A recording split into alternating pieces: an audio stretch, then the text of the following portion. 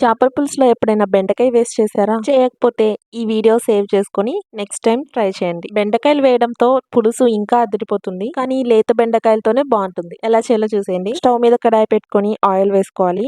Oil heat అయ్యాక జీరా మెంతులు వేసుకొని ఫ్రై చేసుకోవాలి. 2 మీడియం సైజ్ ఆనియన్స్ ని కట్ చేసి వేస్తున్నాను. లైట్ గోల్డెన్ కలర్ వచ్చాక వేసామా లేదా అన్నట్టు అల్లం వెల్లుల్లి పేస్ట్ వేసుకొని పచ్చివాసన పోయేంత వరకు ఫ్రై చేసుకోవాలి. ఇప్పుడు క్లీన్ చేసుకున్న ఫిష్ ముక్కలు వేసుకోవాలి. తలకాయ తోక ఉంటే పులుసు ఇంకా బాగుంటుంది. సాల్ట్, కారం, పసుపు వేసి 30 సెకండ్స్ హై ఫ్లేమ్ లో మొత్తం కలిసేలా మిక్స్ చేసుకున్నాక 1 కప్ వాటర్ యాడ్ చేసుకొని మూత పెట్టేసి మీడియం ఫ్లేమ్ లో 5 మినిట్స్ కుక్ చేసుకోవాలి. ఫిష్ కుక్ అవడానికి ఎక్కువ టైం పట్టదు, సో చూసుకొని కుక్ చేసుకోండి. ఇప్పుడు ఇందులోకి నిమ్మకాయ సైజ్ అంత చింతపండు గుజ్జు, కొత్తిమీర, బెండకాయ ముక్కలు, పచ్చిమిర్చి ముక్కలు, వాటర్ వేసుకొని మొత్తం కలిసేలా ఒకసారి గిన్నెని అడ్జస్ట్ చేసుకుంటూ కలుపుకోవాలి. మూత పెట్టేసి మీడియం ఫ్లేమ్ లో 10 మినిట్స్ కుక్ చేసుకుంటే చాలు.